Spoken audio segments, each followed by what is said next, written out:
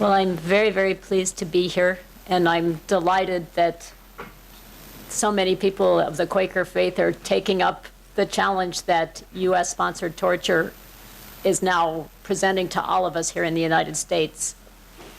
I just returned from Geneva a few weeks ago. I was in Switzerland as part of an NGO team that briefed the Committee Against Torture at the UN on current U.S. practices. We were allowed to comment on the U.S. report about its own compliance with the treaty. And we were even more delighted when the actual report came out and it incorporated almost all of our comments. I'm sure a lot of you saw that in the press recently, not just ours at Task, but people from Human Rights Watch and Amnesty and a number of other organizations. The United Nations gets it. Governments around the world, they really do get it. They understand what's going on right now. And what I think was perhaps the most important is I saw for the first time that the U.S. officials in that delegation were worried.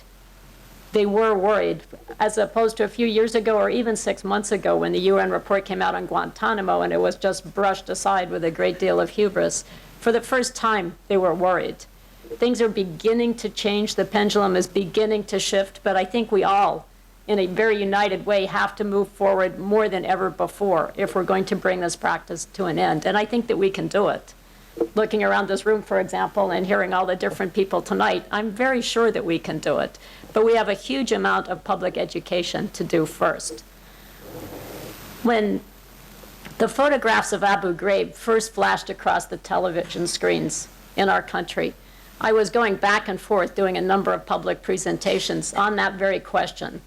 And I was really moved and honored almost by the public reaction I was seeing from California to Oklahoma to Nebraska to Florida to New York. I was hearing the same thing, outrage. People were furious by what they were seeing on those screens. And that's exactly the right reaction. What happened then? How do we somehow get these polls that say more than half of the people in the United States actually support torture? Well, what I'm hearing at these different conferences is not that people like the torture. They're appalled by it. They're furious by it. But we've been so browbeaten by different administration officials that tell us again and again and again, you have to allow torture or you or your friends will be the next people to die in the next World Trade Center attack. It'll be your fault if you didn't let us do the torture. We can't get good intelligence without it. We can't protect you without it. American security requires torture. That's a complete falsehood. But we have a huge amount of work to do in order to undo the damage that those false claims and false positions have done in this country. People have basically been terrorized into acquiescing to torture even though they hate it. So what I'd like to do is go through the different positions that we've heard one by one and deal with each and every one of those statements so that everyone here has the tools that they need to go out and do further education. Because I think public education has to be the very cornerstone of the work that we're going to do together. What we heard from the administration, round one, after those photos came out, of course, was that's totally un-American. How could those soldiers have done those terrible things? We don't allow torture. The U.S. has never allowed torture. It was a few bad apples, quote unquote, a few rogue operators. It was just those MPs living kind of like an Animal House frat party thing, and they got out of control. They weren't trained well enough. They've now been court-martialed and put in prison. That's the American way. Don't worry, it's over.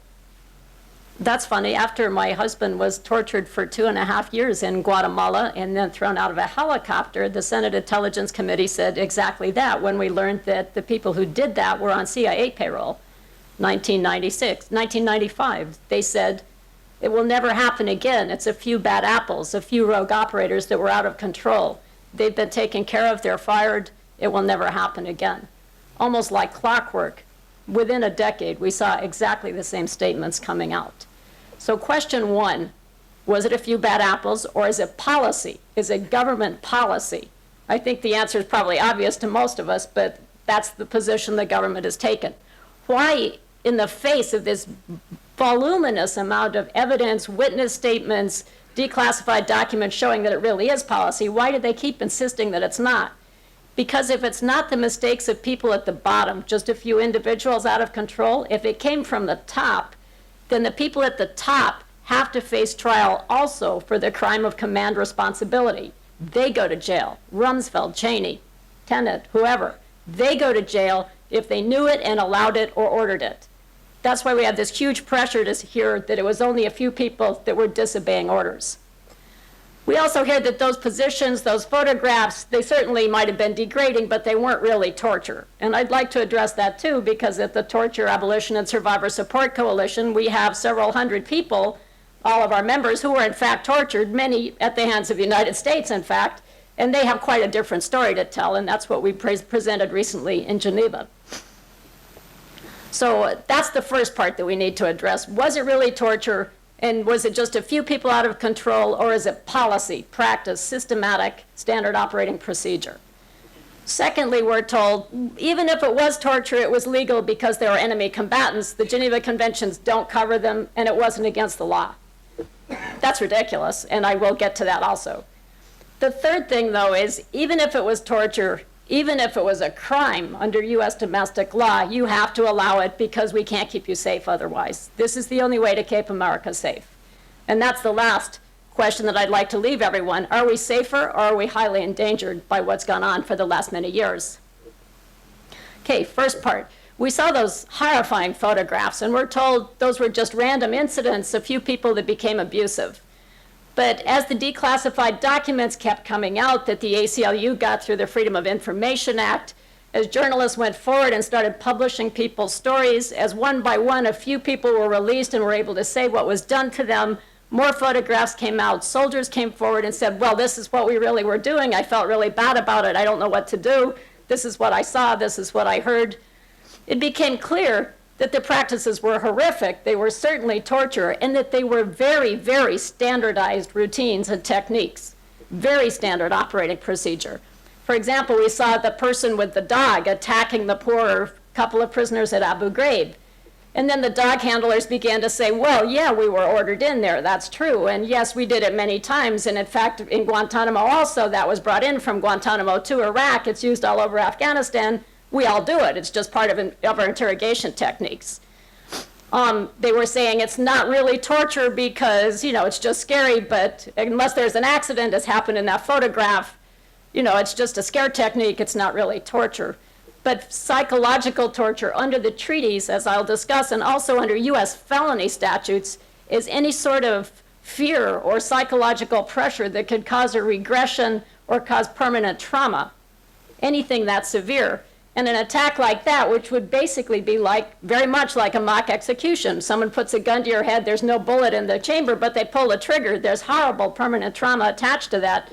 If you look at the faces of those kids that the dogs were attacking, they were in fact losing bowel control. I think that tells you how permanent that trauma really was. It was used everywhere. Waterboarding that they kept telling us about. It's used all over Afghanistan, Iraq, and Guantanamo. It's also a routine interrogation technique. Tenet at the CIA, Porter Goss, Alberto Gonzalez, they've all told us, well, maybe it is a technique, we can't comment, but you don't have to worry about it because it's not really torture. Well, many of our task members have been waterboarded. As the person wrote in an affidavit that I presented to the UN committee, you hold the person's head underwater, according to the CIA, until they think they're going to drown. Sounds kind of like a pool dunking. But Antonio, my friend from Guatemala, who was later interrogated by a North American in English about Cuba, he said, they held my head underwater till my lungs filled up. It was scrambling through my brains. The pain was huge. I thought my eardrums were going to burst. I started going into convulsions and vomited and urinated into the water. The next thing I knew, they were giving me CPR. When I woke up, they drowned me again. As Senator McCain has said, that's even worse than a gun to the head with no bullet in the chamber. That's a slow motion mock execution. That is, quote, a very exquisite form of torture, unquote. It's also physical torture. It's excruciatingly painful. Another version of that is keeping a person in a pit of water so deep they have to hang onto overhead bars to keep from drowning, called the water pit, used in different ways in different regions, but always with the US in Guantanamo, Iraq, and Afghanistan today. Grabbing people's children or wives and threatening to abuse them or abusing them. When Khaled was picked up in Pakistan, for example, the fine print at the bottom of that article says his 2 elementary school children were picked up also and are within reach of the US military. What are we picking up his elementary school children for other than to terrorize him? In another article, the breaking of an Iraqi general. How did they make him talk? They picked up his fragile and sickly 17-year-old son, stripped him naked, doused him with cold water, drove him around in the freezing cold, and took him in front of the cell window of his father's cell so that the father could watch him shivering uncontrollably. Apparently, that helped to break him. There are huge complaints that when the U.S. troops now want someone to turn themselves in, they go to that suspect's house, grab the wife and put her in prison and leave a note on the door saying, if you want to see your wife again, come turn yourself in. And quite apart from the total illegality, that basically is a kidnapping and false imprisonment, but it's also psychological torture against the suspect, who may or may not have any of the information that we would like to get hold of. Then we have the extreme assaults, psychological and physical, that are combined. Temperatures going way up and then way down. Again, used all over Guantanamo, all over Iraq and Afghanistan right now by the US, but combined with excruciating positions. People being forced to stand in one place for long periods of time so that the pain mounts and mounts and mounts. But they can add that to no toilet privileges, add that to blasting sounds, very weird music blasting in their ears off and on, strobe lights, and so on and so forth. For example, in Guantanamo, the ACLU files that were obtained show FBI people complaining to the CIA, saying, we can't even participate if you're going to keep up this treatment. The person's hands and feet had been shackled to a bolt in the floor. Then they were given no toilet privileges, stripped of their clothing, temperatures going way up and way down, blasting music and strobe lights. And the FBI was going in and finding the detainee the next morning unconscious in a pool of filth. One of the people had torn all the hair out of his head. Ironically, or not ironically, the UN had long ago, 10 years ago, ruled that that exact same combination, when done by the Israelis to a Palestinian prisoner, of course constituted torture. We know we're torturing them. It's not that anything was unclear. We know that we're torturing them. There was poor Mr. Dalawar, the 20-year-old taxi driver in Afghanistan, who was hung from his hands with his different passengers until literally their arms and legs were starting to turn black. The other two survived and were sent to Guantanamo, where they were tortured worse. But Dalawar didn't live because the troops kept hitting him, as they called, giving him a tap with their kneecap every time he didn't answer correctly. And they started to think it was funny when he screamed, Allah, over and over again, begging for help, begging for water. He did die of those injuries. The forensic physician, a woman, an American citizen woman forensic doctor, said in the report that his leg was, quote, pulpified as if hit by a bus, unquote. Because there was so much publicity over that case, which was covered up for several years, some of the lower soldiers who had actually done those injuries were put on court-martial, and they said, you know, we were taught to do taps. It's not something we made up. We were taught to do that. And in fact, it was confirmed that that was a technique that was taught, not something that happened accidentally. The convoy of death in Afghanistan, where after the prison uprising when Johnny Spann was killed, the CIA agent, literally hundreds and hundreds of the detainees from the different prisons and other places where they'd turned themselves in were packed into trucks in big metal shipping containers without air holes and sent to another prison. They died by the hundreds, literally went crazy in those trucks, banging and screaming for help, trying to get water or air, and apparently literally went mad, would bite each other just trying to get fluids, according to the few survivors that were able to talk about it afterwards. And the CIA, when very closely questioned with the special forces, did you participate in this war crime? Because all those poor people were found later in a mass grave out in the desert. They said, of course not. We don't know anything about metal shipping containers or anything like that. That's an old Afghan custom for torture that the warlords used. But then John Lynn, Walker Lynn, the American Taliban, was shipped right then by the CIA in a metal shipping container. Fortunately for him, they put in air holes. Also in Iraq, it turns out that punishment at the different American bases for Iraqi detainees, hot metal shipping containers so that you're sort of baking in the sun, reflecting through that metal out in the sunlight. It's yet one form of more torture. That, unfortunately, goes all the way back. Did all of this just start with the Bush administration or with September 11th? Unfortunately not. These aren't new techniques at all.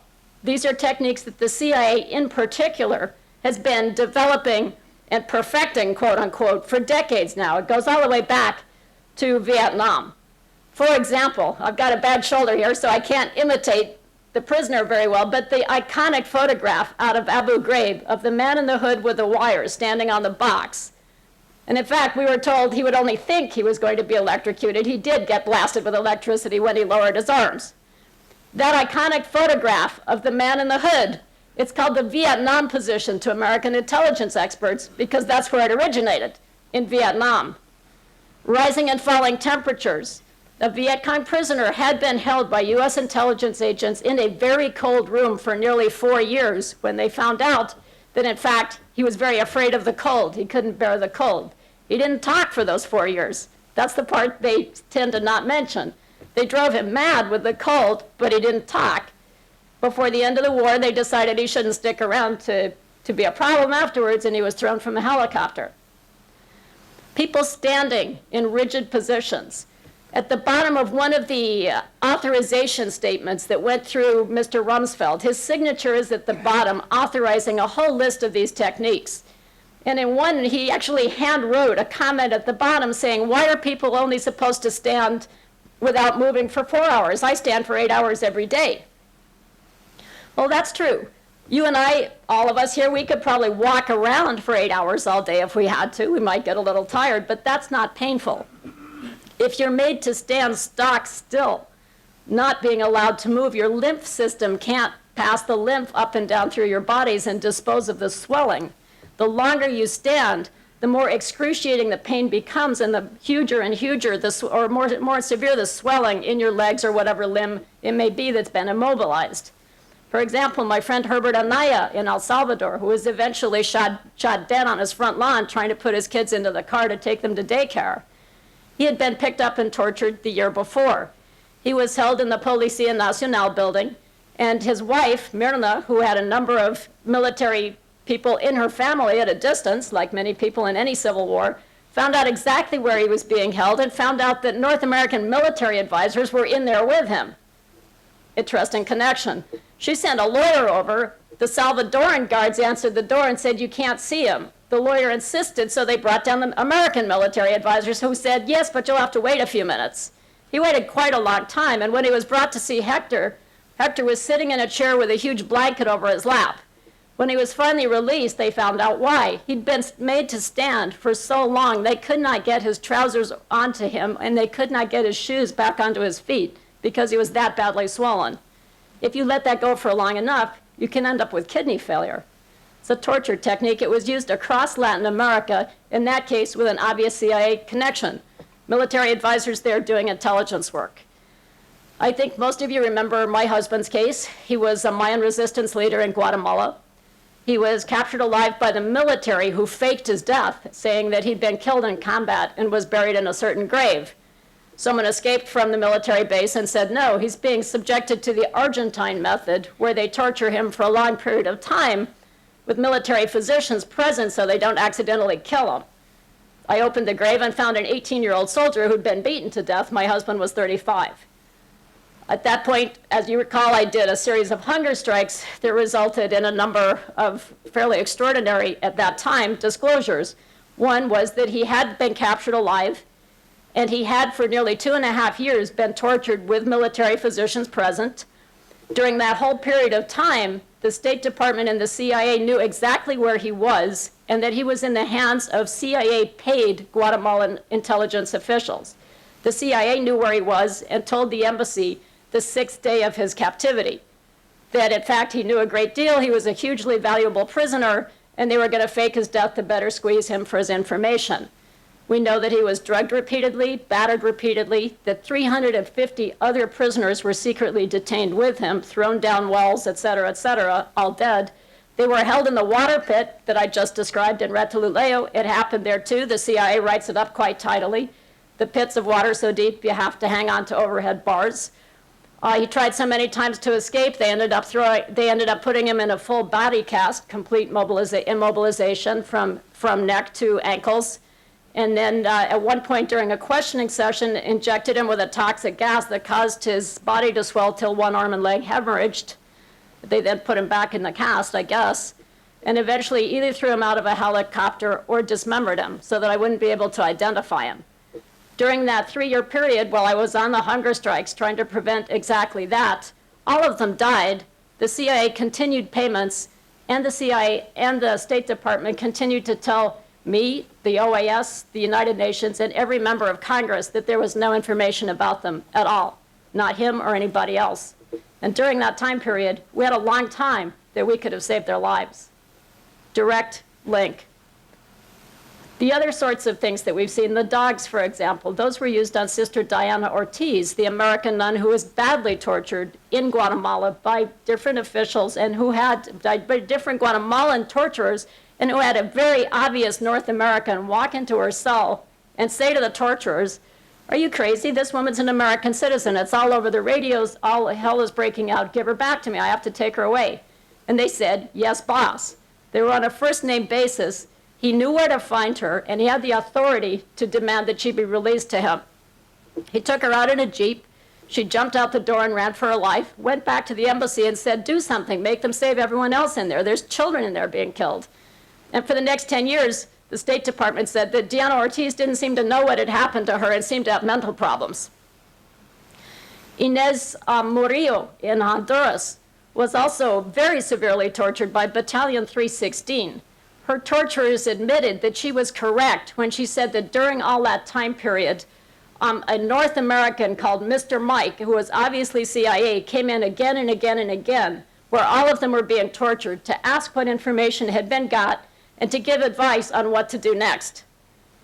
Mr. Florencio Caballero admitted that once he left for Canada. Unfortunately, he died, a very mysterious death. No one's quite sure what happened, but he did die in Canada. His taped interviews and his affidavits remain. She was also waterboarded. They literally picked her up head first and held her underwater until she would lose consciousness. She was also attacked by dogs, just as Diana Ortiz was. It was a standard and routine operating procedure. She remembers the worst, though, is lying all night having water, ice water thrown in her face literally every 10 minutes. And when she would just start falling asleep, they'd take a jackhammer and hit the cement next to her, and she'd be blindfolded and didn't know what was happening. Those kinds of techniques. When she saw those images on the screen, you could imagine what she felt. She recognized every single photograph. There's Mario, my friend from Guatemala, who was tortured twice, the first time in the late 60s with a friend, right around the time that Dan Mitrione, a special operations person for the United States, was teaching electrical shocks in Brazil, for example. And he says, 2 North Americans walked in, heavy American accent, very clearly gringos. They kept saying, "If you just admit that you're trying to overthrow both the Guatemalan and US government, we'll get you out of here." And they were teaching his torturers where to place the wires so that it would hurt the worst. He remembers that very, very well. Those are just a few examples. It goes all the way back. It goes all the way back, really, to the inception of the CIA, and maybe even a little bit earlier. What's different now is that we're doing it openly, and we're trying to insist that the law be changed to allow it so that there's not going to be any fear of prosecution later. All right, what does the law say? Category number 2. Clearly there's torture. Clearly there's command responsibility. Should everyone get off the hook just because they're enemy combatants, quote unquote? Well, let's look at the Geneva Conventions. We kept hearing, we'll honor the Geneva Conventions, but they don't really apply to enemy combatants because they're not prisoners of war. The 3rd Geneva Convention applies only to prisoners of war. That's true. It applies to prisoners of war, which means someone in a formal uniform that was part of a formal army that worked with the government. Some of these people that were picked up in Iraq would doubtless be prisoners of war that were fighting against the US forces before Saddam went down, probably. But everybody else, maybe yes, maybe no. There's all kinds of different ways to argue it. All right, so what is the 4th Geneva Convention, which applies to everyone who is not a prisoner of war, who did not wear an army uniform, and who was not part of a formal military? What about them? They're all included in the category of civilians. There's, of course, civilians that were just literally living in their houses, but civilians also expressly includes insurgents, saboteurs, and people who carry out acts of deadly force against the occupying power, in this case, the US. Does it say under the Geneva Conventions that if people do sabotage and acts of deadly force, like a bombing, that we must leave them on the streets to throw more bombs? No, of course not. It says we can do exactly what we did in Oklahoma when the federal building was bombed. We can find the suspects, We can bring them to a fair trial, present evidence, and imprison them. I believe the death penalty is even allowed under very tightly controlled circumstances. But can we torture them or humiliate them? Expressly, the answer is no, we cannot. It's a violation of the Geneva Convention. What about U.S. law? We seem to be just blowing off treaties. There's the Convention Against Torture that says even during times of extreme emergencies or national security problems, you cannot torture. The same with the International Covenant of Civil and Political Rights. It doesn't matter what's going on. You can't torture, period, under international law, including the treaties we've signed on to, but under customary law as well. What about U.S. law, though? After Everardo's case and Diana's case and all these other cases started coming to light, and by the way, all those Latin America cases about North Americans coming into the cell and participating, those are in my book.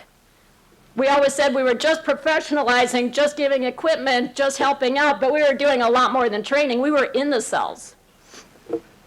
Okay, so what does U.S. domestic law say? 1, Federal War Crimes Act, making it a felony for anyone who carries out a violation of a substantive clause of the Geneva Conventions. Torture is one of those. You violate the Geneva Convention by torturing someone, you're committing a felony under the Federal War Crimes Act. But also 18 U.S. Code 2340, a felony statute making a person responsible for ordering or doing or conspiring to carry out torture should be sentenced for up to 20 years. What's the definition of torture? The same one as the Convention Against Torture.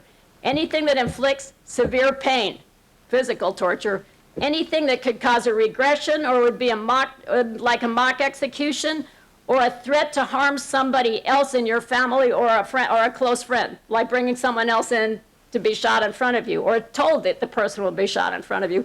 All of those constitute mental torture. Under the Convention Against Torture, that's a felony to do. Yet we're doing it. Why aren't any of our higher level people being prosecuted at this time? Here's Rumsfeld with his handwritten signature at the bottom of some of these documents. There's Porter Goss saying, go ahead and waterboard. Why aren't they being prosecuted? Because Alberto Gonzalez is our U.S. attorney. He has to decide who to indict. He's the one that signed a lot of the memos going back and forth to the White House at the very beginning, redefining torture and the legal requirements of torture. He basically helped to redo everything so that torture would somehow be allowed. And what I was very, very happy to hear in Geneva was when the head of the Committee Against Torture said, by the way, we decide what's legal and illegal. We decide what the definition of torture is. You need to listen to us. You don't get to rewrite it. They were very, very firm on that. So what we have is people within the executive branch trying to redefine torture. Can they do that? Like they had all these extra requirements for someone to be guilty of doing torture in all these special defenses. Well, the executive branch cannot write the law. That's up to Congress. They can't change the law. Only Congress can. Can they decide what the law says? No, that's up to the courts. So here we have Gonzalez basically changing the law in a complete breakdown of our whole checks and balances system. He can't rewrite the law. Neither can Bush, neither can Tenet, neither can Cheney. They can't do it. But de facto, they have. And Congress, for a number of reasons we can talk about, has just been kind of backing away. They tried very hard last fall with the McCain bill, but it was gutted at the conference level where they could no longer vote. It was taken away from them. But they're also afraid.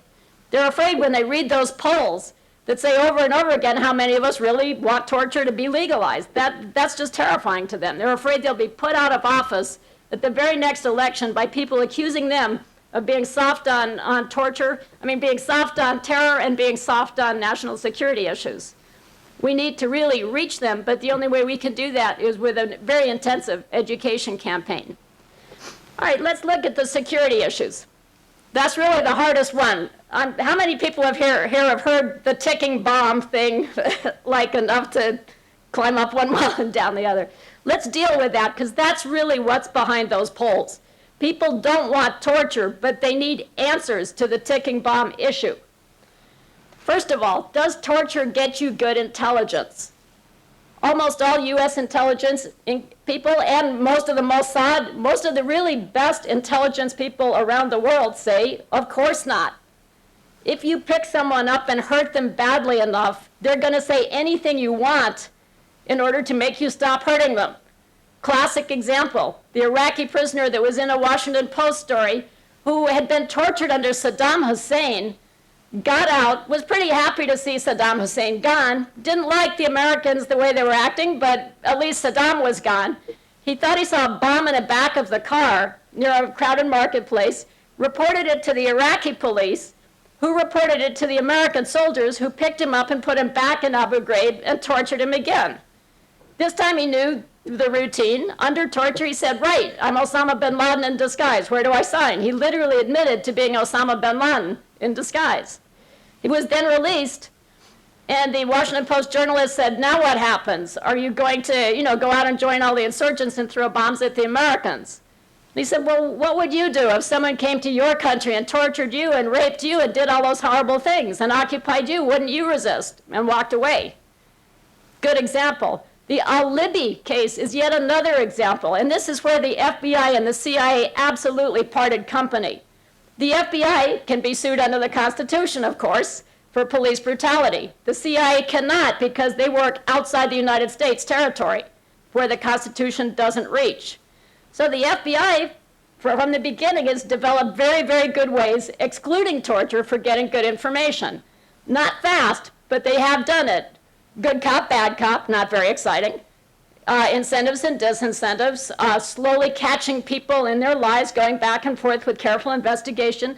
But what they and the Mossad say is the very, very best, albeit slow, is building rapport.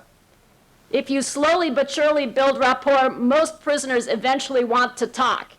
And what many Middle East experts are saying is, don't even send an American in, especially now, to try to question the detainee. Send in a religious leader from the Islamic religion. Send in someone who can work with that person, deprogram them from the violence concept, but don't send in an American. Makes sense to me. At the beginning of the Afghan invasion, a very important prisoner named al-Libi was picked up. The FBI used their methods to interrogate him, and they say they were slowly but surely getting very good information that was panning out and was verified. The CIA then came in. There was a huge turf battle. The CIA won, picked him up, taped him up, insulted his wife, sent him to Egypt where he was badly tortured. And at that point, he admitted that there were, in fact, nuclear weapons of mass destruction in Iraq. We then used that information to go into Iraq, and there were no such weapons of mass destruction. He admitted that because we were torturing him. Now, it's true that he was in Egypt and we were handing money over to the Egyptians so that they would torture him, but that's like saying, I paid someone else to shoot my wife, I'm not guilty of murder. That doesn't work under our legal system or anybody else's. So number one, you don't get good intelligence if you torture somebody. You get Niagara Falls because they're desperate for you to stop hurting them. Let's suppose there really was a nuclear weapon under Grand Central Station in New York, and it's about to go off in 3 hours. That's the example we keep being bombarded with, right? In 3 hours, we have almost no time. We grab a suspect. The CIA finds a suspect, and they drag him in. He's not being cooperative. Shouldn't he be allowed to torture that person to save 12 million lives? That's never happened. Just so you know, I tried to track down all of those radio programs, including an NPR one that ran just after September 11th. And they had all kinds of programs about how this had happened and that had happened. They all turned out to be hypothetical, which surprised me because that was not made clear during the broadcasts. They were broadcast as if it had really happened. They never did. Step one. But let's suppose that it does happen someday. And the CIA brings this person in, and he's not being cooperative. Well, number one, if they torture him, and he's not the right person, then it's too late, right? You're going to run all over New York City to the places he makes up so you won't torture him anymore, and you're not going to find the bomb. It's going to go off. Everyone in New York City dies. Let's put that one aside. Suppose they grab someone who is very high up in the group that planned to put that bomb there, and you bring that person in. And you torture him. Well, maybe he'll try to talk under torture, but the undergrounds of the world, all insurgent groups in the world, use the same basic operating procedures that the CIA does. It's a universal manual, let us say, and they use the concept of compartmentalization, need to know. Unless that person that you're torturing is the one who put the bomb there, he can be incredibly high up, but he won't know where the bomb is. Not because he's not part of the group even. So you'll torture him, he'll say something, we'll run all over New York City, we all die. Compartmentalization is a very basic rule for security for any covert operation, for any covert organization. All right, let's try a different idea. You bring someone in, and that really is the person who placed the bomb. If that person is that high up, that incredibly high up for that sophisticated and complicated a mission, then they're very well trained, just as a CIA person would be, to, for the first 24 hours, say something else, no matter how badly you're hurting. Give us 24 hours. My husband's organization did that. And in fact, if you read the CIA reports in his files, it's quite stunning. The first few days, they're saying, wow, he told us this, he told us that, he told us this, he told us that. Then about a year later, it's like, he really led us on a wild goose chase. They're really mad at him. It's sort of like, time to get rid of him, because he's not talking at all. In his 2.5 years of torture, not one safe house went down, not one evacuation route, nothing, not one clinic in 2.5 years, let alone 3 hours. So you pull that person in, he's very well trained. No matter how badly you hurt that person, he hangs on for 3 hours and sends you to the wrong place. Here we go again, everybody dies. Last scenario, you pull him in and somehow he does break and tells you the truth.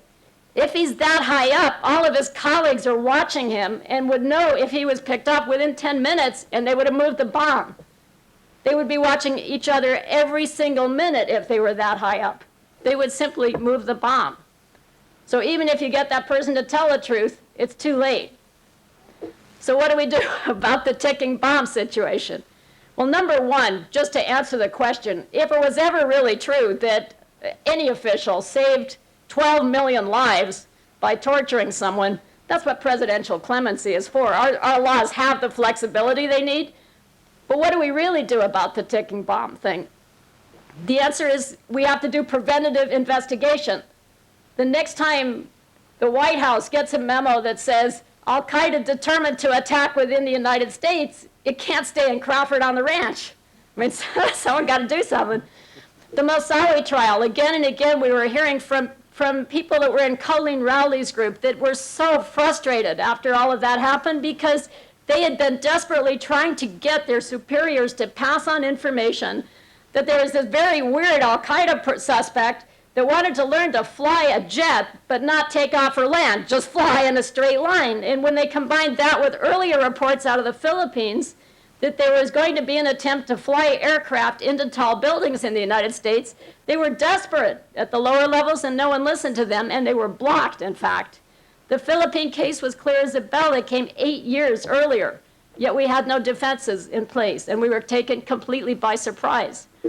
We have to get much better with our intelligence gathering, and we can't just look for what we want to hear. Example in my husband's files. He says everything came out of Cuba.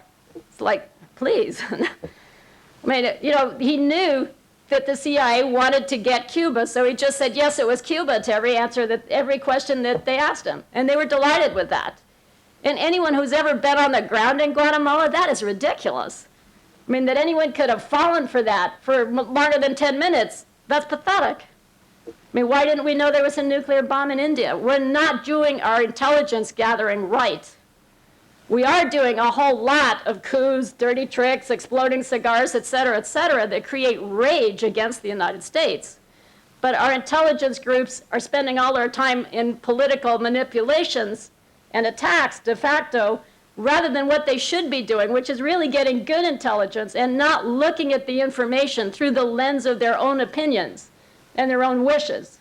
You know, if we really want to blame Cuba for stuff, we start seeing all this information through that lens, and that skews it. What is the other things, though? What are the other things, though, that we really have to put on the list of pros and cons with torture? You know, one, as someone who lives and works nonstop with survivors of torture, there's no recovery, ever. Never.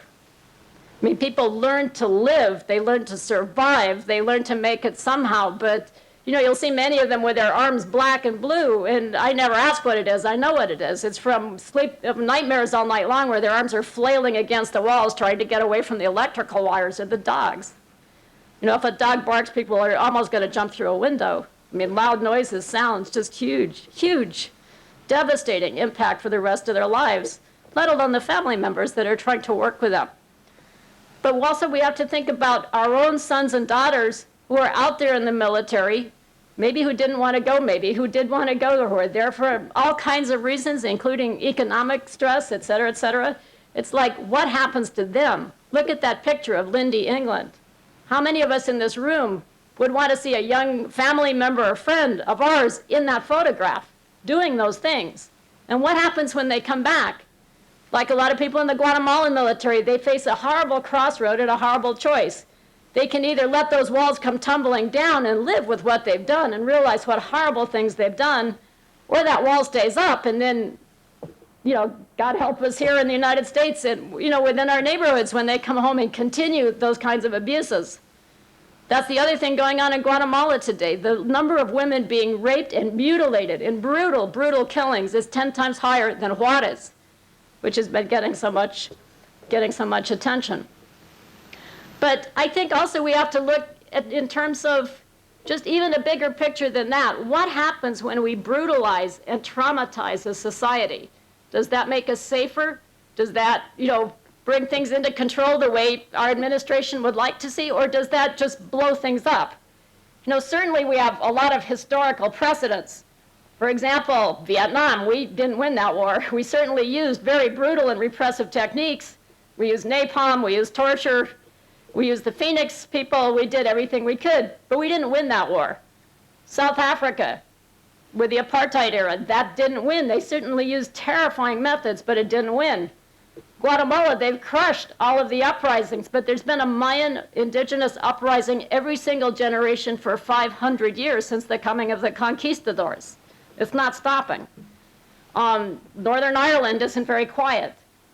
The French in Algeria thought they could keep a hold on Algeria even when the bombings started happening in the Algerian War. They thought they could keep a grip on it by using really horrifying levels of torture. And it had temporary effect of sort of having everyone stop the bombings and just, stop resisting. But then very shortly afterwards, the Algerians became so furious as an entire society that they bonded together and threw the French out of Algeria. The French aren't in Algeria today. So I started looking, even though as I was finishing my book, for, let's get a more modern example. And I thought, what are the statistics over in Israel with suicide bombers? What are the common denominators? And I got back a lot of very interesting information, but mostly what I was hearing from both governments here and there is there's no common denominator. It's men and women now, all ages, all educational brackets, all financial brackets. It's just random now. I think I was told it became a fad. So I went over to Israel and started working with different people in the Israeli and Palestinian networks for civil rights work. The same groups that eventually brought a really good case to the Israeli Supreme Court that I'll talk about in a moment. And there was no data. What I was asking for is trauma and abuse, family abuse, is that a common denominator, possibly a causative factor? I was trying to show, does violence really beget violence? And I got a complete runaround, which is very painful for me, I must say, since a number of people in my father's family were killed in the Holocaust. It just seemed like, we got to get better than this. So I went out, we did our own study, and we found that from as the first intifada ended, going into the second intifada 2 years ago, the number of suicide bombers had not diminished, despite the intense security measures being used. It had tripled. Didn't go down, it tripled. In Iraq, people were throwing flowers at our troops, up to 50 bombings a day. Think about it. So we started breaking it down. Where were all those suicide bombers from? Jenin, where the refugee camps were people were killed left and right. Gaza, the places of the most extreme trauma and the very highest security measures was where the most suicide bombers were from. So then we started doing some interviews. We tried to do Gaza, but the field worker that worked for the Israeli group couldn't get out of his house. There was that much of a crackdown going on. So we did Jenin and the Ramallah area. And out of 40 interviews that we did with the family members who could just sit there and cry for hours, most of them had not gotten their kids' bodies back, even from the government.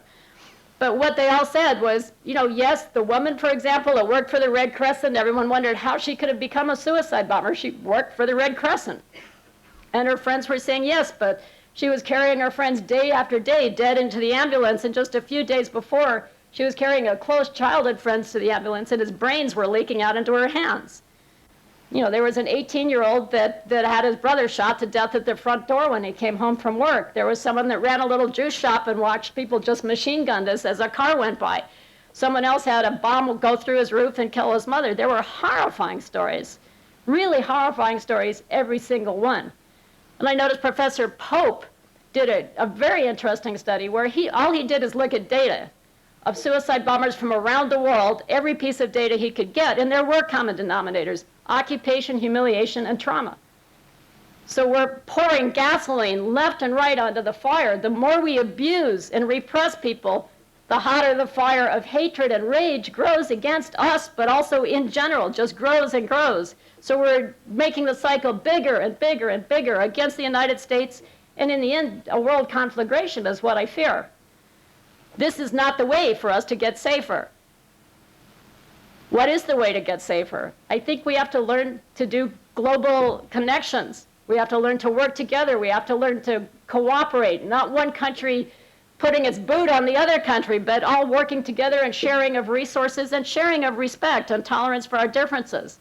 It's not for us to impose what we think of as democracy down other people's throats. Maybe it's for us to listen.